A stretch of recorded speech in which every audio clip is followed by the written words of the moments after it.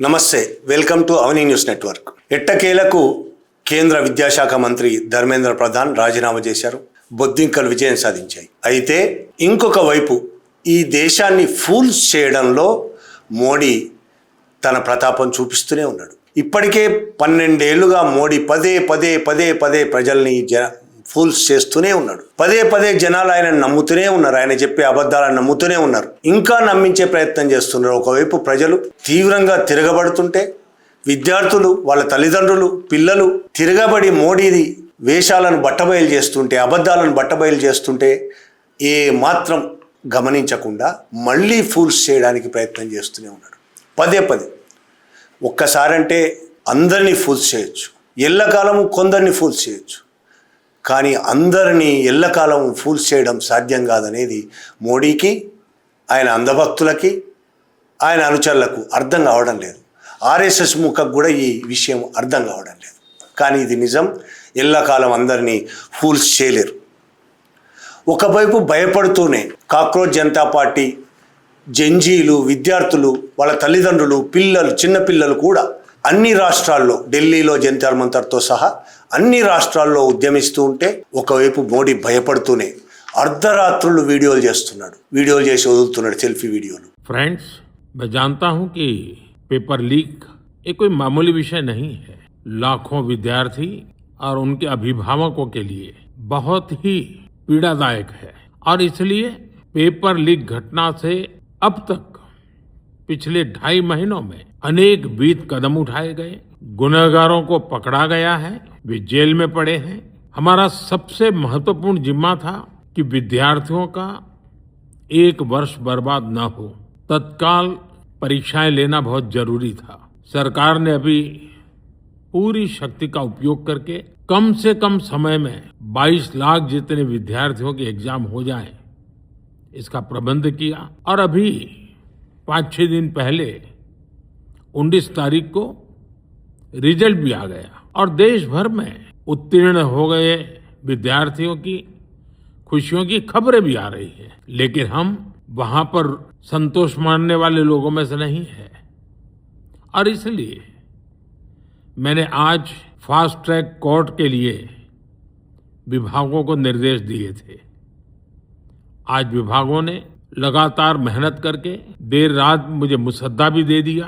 Fast track court और कठोर सजा के प्रावधान के साथ का ये मुसद्दा कल कैबिनेट में चर्चा होगी. कैबिनेट के साथियों के सुझाव के बाद उसका अंतिम रूप दिया जाएगा और सोमवार से संसद का दूसरा सप्ताह शुरू हो रहा है. तब जल्द से जल्द उस बिल को सदन में पारित कराने का प्रयास किया जाएगा. సెల్ఫీ వీడియోలో నీట్ పేపర్ లీకేజ్ వల్ల విద్యార్థుల భవిష్యత్తు ఎట్లా నాశనం అవుతుందో బాధపడ్డాడు బాగా. విద్యార్థుల పట్ల తనకెంత గొప్ప అనుబంధం ఉందో చెప్పాడు.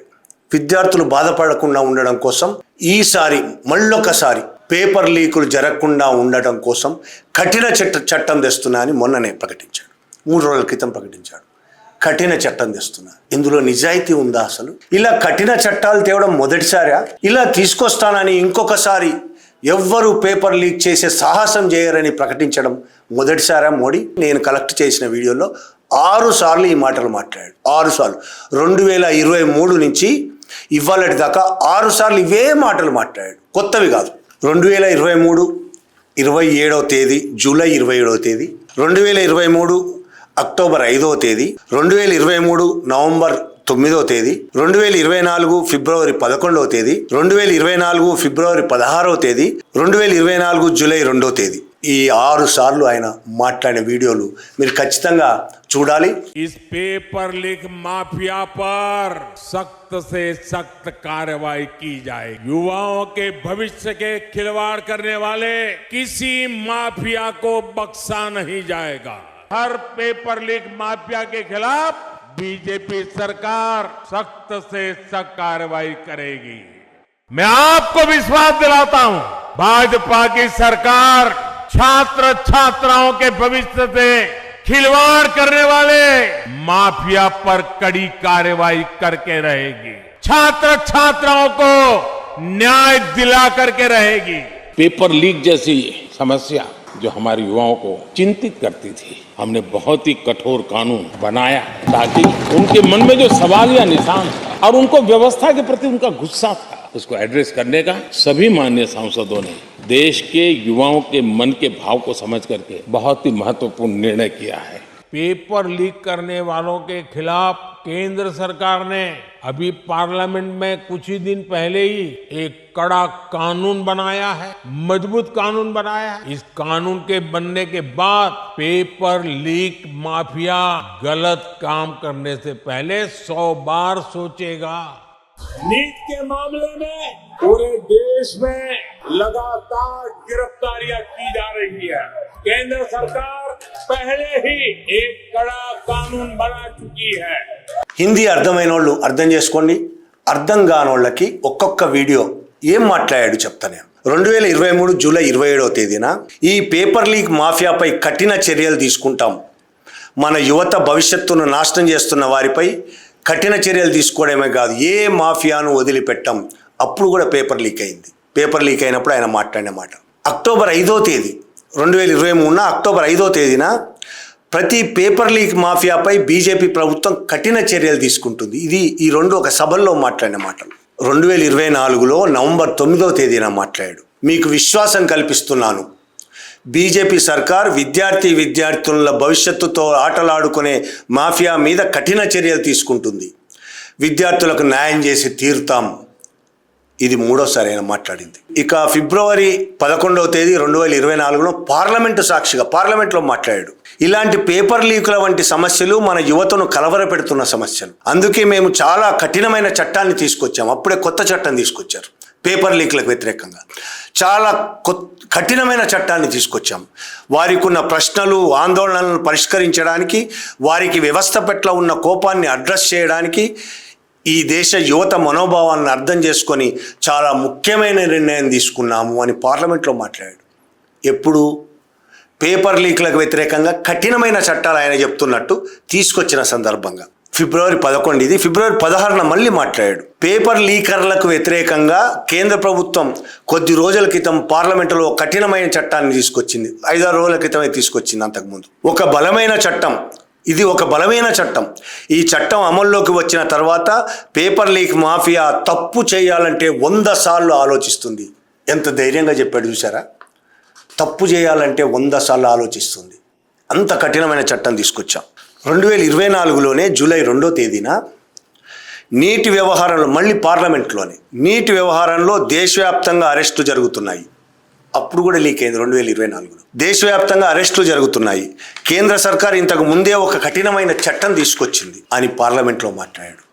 అంటే 2023 నుంచి ఇప్పటి వరకు 6 సార్లు ఇవే విషయాల మీద మాట్లాడాడు. కఠినమైన చట్టం తీసుకొచ్చామని మాట్లాడాడు. మళ్ళీ ఇప్పుడేం మాట్లాడుతున్నాడు?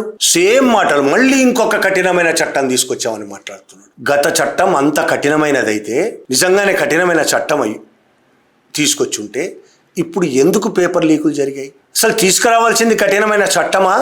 స్పష్టమైన న్యాయమైన విచారణ జరగాల్సి ఉందా?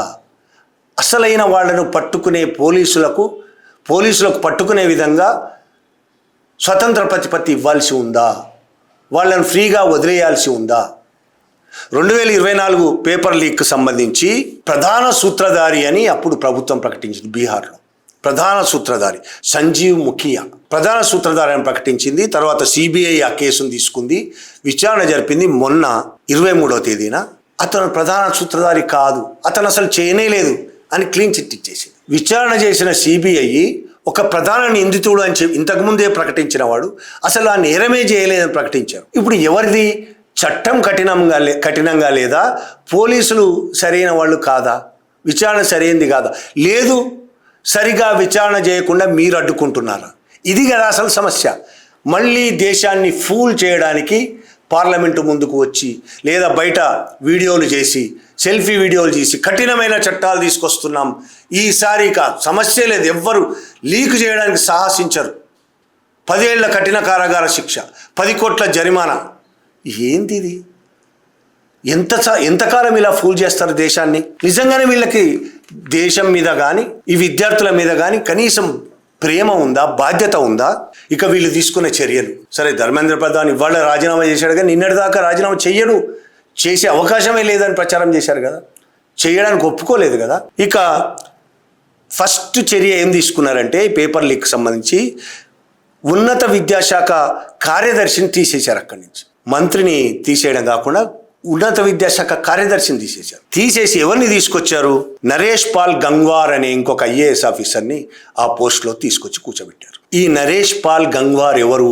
అనేక అవినీతి ఆరోపణలు ఉన్న వ్యక్తి. ఇప్పుడు ఎవరైతే మనకు ఉన్నత విద్యాశాఖ కార్యదర్శిగా ఉన్నాడో, కొత్తగా నియమించారో ఆ నరేష్ పాల్ గంగ్వార్ మీద అవినీతి ఆరోపణలు ఉన్నాయి. తన కుటుంబానికి ఏ విధంగా సహాయం చేయడం కోసం చేసిన అవినీతి ఇండియా ఎక్స్ప్రెస్ బయటపెట్టింది. అది ఇండియా ఎక్స్ప్రెస్ ఇన్వెస్టిగేషన్ చేసింది. ఆయన భార్య డాక్టర్ రంజితా సింగ్, ఆయన కొడుకు కుమార్ రుత్విక్, ఆయన తల్లి బిందుమతిలు, వీళ్ళు కలిసి రాజస్థాన్లో జైపూర్ ప్రాంతంలో కీరా సాగు ప్రాజెక్టులు, కీరా తెలుసుగా మీ అందరికీ, సాగు ప్రాజెక్టులు చేశారు. ప్రాజెక్టులకు 1,16,00,000 పైగా సబ్సిడీలు ఇప్పించాడు ఈ గంగ్వార్ గారు, నరేష్ పాల్ గంగ్వార్. తను అప్పుడు వ్యవసాయ హార్టికల్చర్ సంబంధిత పదవుల్లో ఉన్నాడు. ఆయన యానిమల్ హస్బెండరీ ఫిషరీస్ సెక్రటరీ కూడా ఉన్నాడు. ఆ సమయంలో తనకు అధికారం ఉంది కాబట్టి తన భార్య, కొడుకు, తల్లి సాగు చేస్తున్న కీరా పంటకు 1,16,00,000 సబ్సిడీ ఇప్పించాడు. దీని మీద చాలా పెద్ద ఎత్తున గొడవలైనవి. అవినీతి మీద ఆయన పదవులో ఉన్నప్పుడు ఈ విధంగా కుటుంబాలు లాభపడడం అనే విషయం మీద విమర్శలు వచ్చినాయి. గంగ్వార్ ఏం వివరణ ఇచ్చాడంటే దానికి కుటుంబ సభ్యులు ఎవ్వరూ డిపెండెంట్లు, అంటే నా మీద ఆధారపడలేదు, తల్లి కానీ కుమారుడు కానీ ఎవరు నా మీద ఆధారపడలేదు కాబట్టి వాళ్ళకి సబ్సిడీ ఇవ్వడం తప్పేం కాదు, తనకు తాను సబ్సిడీ ఇచ్చుకోవడం తప్పు, కానీ వాళ్ళకి ఇవ్వడం ఎట్లా తప్పవుతుంది? ఇది ఆయన చేసిన ఆర్గ్యుమెంట్. ఇట్లాంటి వాడిని తీసుకొచ్చి విద్యాశాఖ కార్యదర్శిగా పెట్టిన వీళ్ళు ఇక న్యాయం చేస్తారు అని అవినీతి పరులను తీసుకొచ్చి పెట్టి న్యాయం చేస్తారు, విద్యాశాఖకు, విద్యా వ్యవస్థకు న్యాయం చేస్తారని ఎట్లా అనుకోవాలి వీళ్ళు న్యాయం చేస్తారని? ఒకవైపు ఏమో మోడీ ఫూల్స్ చేయడానికి, ప్రజలు ఫూల్స్ చేయడానికి మళ్ళీ రెడీ అయిపోయాడు. పదే కఠిన చర్యలు, లీక్లకు వ్యతిరేకంగా కఠిన చర్యలు అంటాడు, కఠిన చట్టాలు తీసుకొచ్చి అంటాడు. గతంలో కఠిన చట్టాలు అని చెప్పి తీసుకొచ్చి ఎవరిని అరెస్ట్ చేశారు? అరెస్ట్ చేసి అని వాళ్ళని ఎందుకు వదిలేశారు? ఇప్పుడు కొత్తగా కఠిన చట్టాలు తీసుకొచ్చి ఏం చేయదలుచుకున్నారు? ఈ దేశ ప్రజలను మళ్ళీ ఫూల్స్ చేయడానికి మోడీ ప్రయత్నం చేస్తూనే ఉంటాడు. గతంలో చేశాడు, ఇప్పుడు చేస్తున్నాడు, రేపు చేయబోతాడు. ఆయన పనే ఇది. ప్రజలను ఫూల్స్ చేయాలి, ఓట్లు దండుకోవాలి. ప్రజలు నమ్మేస్తారని ఆయన ఫీల్ అవుతున్నాడు, కానీ నిన్నటిదాకా నమ్మారేమో. ఇక నమ్మే పొజిషన్ లేదని జంజీలు నిరూపించారు. వీళ్ళని నమ్మే పొజిషన్ లేరు. వీళ్ళు ఎన్నిసార్లు ఫూల్స్ చేయడానికి ప్రయత్నం చేసినా జనాలు ఫూల్ కావడానికి సిద్ధంగా లేరు. Thank you very much.